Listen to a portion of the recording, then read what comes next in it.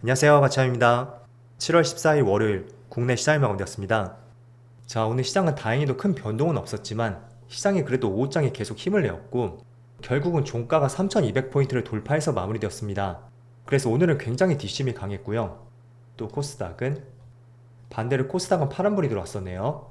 그래도 종가는 크게 훼손이 되지 않았으니까 뭐 그렇게 나쁜 흐름은 아니었습니다. 그리고 코스피 상위 종목들을 보면 오늘 가장 눈에 띄는 것은 현대차하고 기아, 오랜만에 자동차 관련주에 좋은 흐름이 있었습니다. 그리고 금융주 흐름도 괜찮았었고 또 삼성물산도 마찬가지로 이게 한편으로 원전주로 우리가 분류를 하기도 하잖아요. 하지만 오늘의 상승은 조금은 개별적으로 삼성물산과 제일모직의 부당 합병 사례에 대해서 대법원의 최종 판단이 17일에 있습니다. 그런데 1심, 2심에서 무죄가 나왔기 때문에 그에 대한 기대감이 조금은 반영되지 않았나? 이런 생각도 해볼 수가 있고요. 그리고 반도체 관련주 안에서는 역시나 오늘도 하이닉스가 굉장히 좋은 흐름이 있었습니다. 종가는 30만원에서 마무리가 되었죠. 그리고 코스닥은 오히려 코스닥의 등락폭이 조금 더 낮았지만 개인적으로 전체적인 상위 종목들을 봤을 때 오히려 코스닥이 조금 더 평이하지 않았나, 저는 그렇게 보이는 것 같습니다. 그리고 코스피의 수급을 보면 오늘도 외국인의 4천억가량의 순매수가 들어왔고 외국인은 현재 3일 연속으로 순매수가 이어지고 있습니다.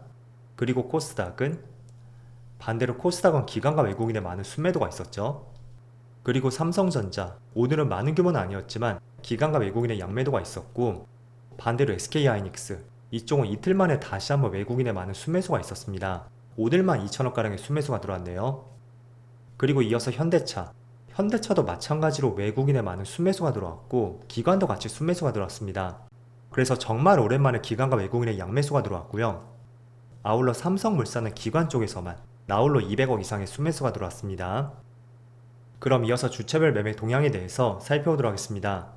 7월 14일 외국인이 가장 많이 매수한 종목은 SK하이닉스, 현대차, 현대로템, 아모레퍼시픽, 두산에어빌리티 이렇게 순서대로 매수했고, 그리고 기관도 현대차, 대한항공, 삼성물산, 삼성 SDS, 삼성생명, 전반적으로 삼성그룹주가 많이 포함이 된 것 같습니다. 이어서 해외 증시를 보겠습니다. 지난주 금요일날 미국 증시는 모두 파란불이 들어왔지만 그렇다고 낙폭이 그렇게 컸던 것도 아니었습니다. 나스닥은 마이너스 0.2%였고 S&P 500은 0.3%, 그리고 다우지수는 0.6% 빠졌습니다. 그래서 전체적으로 시장 흐름은 그렇게 나쁘지 않았고요.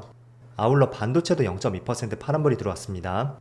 그리고 아시아 증시, 일본도 전날과 비슷하고요. 대만은 0.7% 빠지고 있습니다.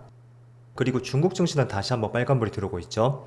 이렇게 종합적으로 지금 글로벌 증시 흐름을 보더라도 지금 차트가 대략적으로 9개월간의 흐름입니다. 그런데 전반적으로 모든 시장의 흐름이 현재 위치가 가장 고점이라는 것을 알 수가 있고요. 또 미국 증시를 비롯해서 오늘은 장중에 비트코인 가격까지 또 급등을 하고 있습니다.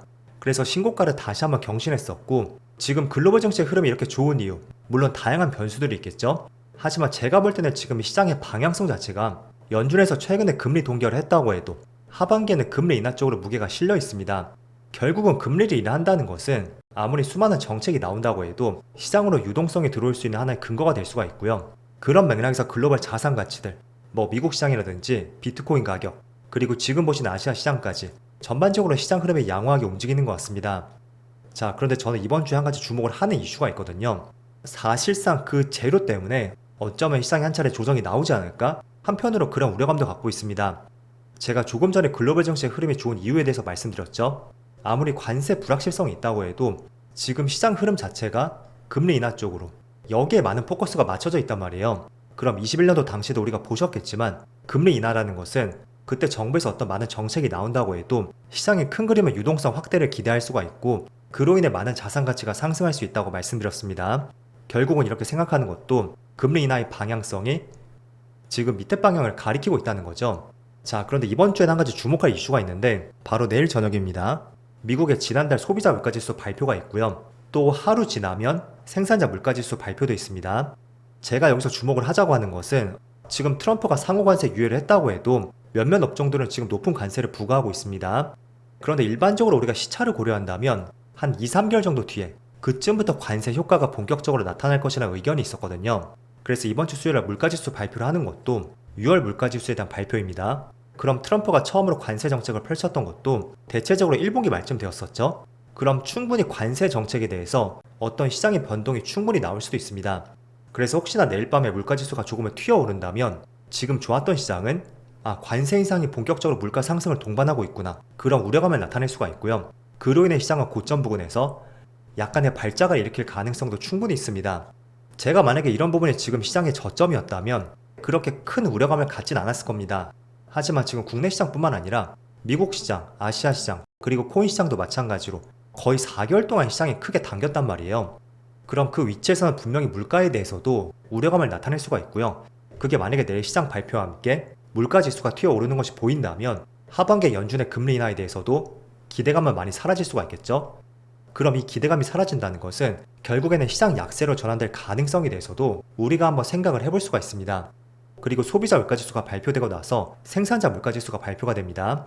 일반적으로 생산자 물가지수라는 것은 소비자 물가지수보다 조금은 선행적으로 움직이는 경향이 있습니다. 그래서 내일 발표되는 6월 물가지수 있죠? 그리고 그 다음 날은 또 6월 생산자 물가지수가 발표가 됩니다. 그래서 6월 생산자 물가지수를 토대로 해서 3분기 소비자 물가지수가 어떻게 움직일 수 있는지 그에 대한 가늠도 충분히 해볼 수가 있으니까 내일부터는 필히 물가지수의 흐름을 잘 살펴보시고요.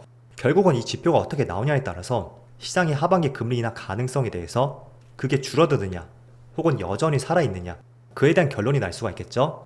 그럼 그에 따라 시장의 방향이 다시 정해질 것이고요. 자, 그리고 또 한 가지 주목해볼 수 있는 것은 작년 코스피 시장을 한번 보겠습니다. 정확하게 24년 8월 5일날 그때 종합주가지수가 무려 장중한 때 10% 이상의 급락이 나왔었고 종가는 마이너스 8.7%로 마무리되었습니다. 다들 그때 급락이 나왔던 이유는 아실 거예요. 그때 몇 가지 이유가 있었고 거기서 가장 큰 역할을 했던 것이 바로 엔캐리 트레이드 청산이었습니다. 결국은 글로벌 시장으로 향했던 자금들이 다시 일본 시장으로 회수가 될 것이고 그 가능성 때문에 시장에 큰 급락이 났습니다. 자, 그런데 이번 달 30일쯤에 일본의 BOJ 회의가 있습니다. 그런데 이번 BOJ 회의에서 금리 인상 가능성이 다시 한번 높아졌습니다.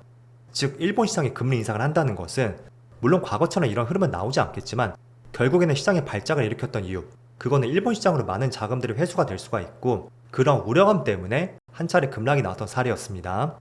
자, 그럼 만약에 이번 달 말일쯤에 일본의 BOJ 회의에서 금리 인상을 하게 된다면 다시 한번 엔캐리 트레이드 청산에 대해서 우려감이 다시 한번 나올 가능성도 충분히 있습니다. 그래서 최근에 국내 시장의 흐름이 너무나 좋지만 이번 달은 변수로 볼 것들이 몇 가지 있는 것 같습니다. 그래서 첫 번째로 지금 하반기에 금리 인하 가능성이 커졌지만 내일 소비자 물가지수 발표를 통해서 그 기대감이 얼마나 줄어들 수가 있는지 그걸 체크 포인트로 보시고요. 또 두 번째는 이번 달 말에 BOJ 회의가 있습니다. 그리고 금리 인상 가능성도 커졌고요. 그럼 작년 8월처럼 다시 한번 엔캐리 트레이드 청산에 대해서 걱정이 다시 한번 시장이 대두가 될 수도 있습니다. 그래서 이런 부분 한번 주목을 해보시고요. 또 세 번째는 지금부터는 본격적인 실적 시즌이죠. 그리고 지금 코스피가 너무나 좋은 흐름을 보여준다고 해도 아직까지는 적극적인 외국인의 수급은 들어오지 않고 있습니다. 그래서 언제쯤에 외국인의 수급이 본격적으로 들어올지 모르겠지만 기본적으로 실적이 좋지 않은 기업에 대해서는 우리가 외국인의 수급은 기대를 할 수가 없겠죠. 그래서 이번에 3분기 실적 발표를 통해서 여전히 4분기라든지 내년 시장이 기대가 된다면 그런 기업들 위주로 외국인의 수급이 들어올 수가 있고 우리는 아무리 첫 번째와 두 번째 악재가 있다고 해도 그 악재를 이겨내고 그런 업종들은 시장의 상승을 기대를 해볼 수가 있습니다. 그래서 모든 악재를 이겨내는 것은 첫 번째도 실적, 두 번째도 실적이다. 그런 말씀을 강조해드리겠습니다. 자, 그럼 간략하게 오늘 거래대금 상위 종목들을 통해서 오늘의 시장 주도주를 한번 살펴보겠습니다. 일단은 거래대금 상위 종목 내에서 우리기술투자가 올라와 있죠. 아시겠지만 오늘 비트코인이 사상 최고치를 경신했습니다. 그래서 두나무 지분을 가지고 있는 우리기술투자, 이 종목이 최근에 주가의 상승과 함께 거래대금 상위 종목에 올라와 있고 또 눈에 띄는 것은 대한항공이 있습니다. 최근에 유가가 많은 하락세를 보여주고 있는데 우리가 유가 하락에 비추어 볼 때 유가 하락 수혜주도 한번 지켜볼 수가 있습니다. 대표적으로 유가 하락 수혜주로 꼽아보면 첫 번째로 항공주가 있고요. 또 두 번째는 화학업종들이 있습니다. 그리고 세 번째는 바로 택배사라든지 해운사들, 이런 업종들이 있을 수가 있겠죠. 그래서 오늘 오랜만에 대한항공이 상위권에 올라와 있고 또 방산주가 포함되어 있고 또 자동차 기업, 현대차가 오랜만에 3%의 상승이 나오고 있습니다. 지금 현대차는 관세 이슈가 충분히 있잖아요. 그렇지만 그런 관세 리스크가 있음에도 불구하고 미국 시장에서 점유율이 두 자릿수 이상을 계속 기록하고 있고 그게 오늘 시장에 많은 부각을 받았던 것 같습니다. 그래서 오늘 3%의 상승이 나오고 있고 아무래도 관세 리스크가 조금은 해소가 된다면 저는 개인적으로 조금 더 높은 위치로 가지 않을까? 그런 기대감도 충분히 갖고 있습니다. 자, 어쨌든 오늘 거래대금 상위 종목들이 있죠? 그게 단발적으로 오늘 상위 종목에 올라와 있는지 아니면 꾸준히 올라오면서 지금 현대차처럼 차트의 움직임이 바뀌는지 그런 부분을 필요하면 살펴보시면 좋을 것 같습니다.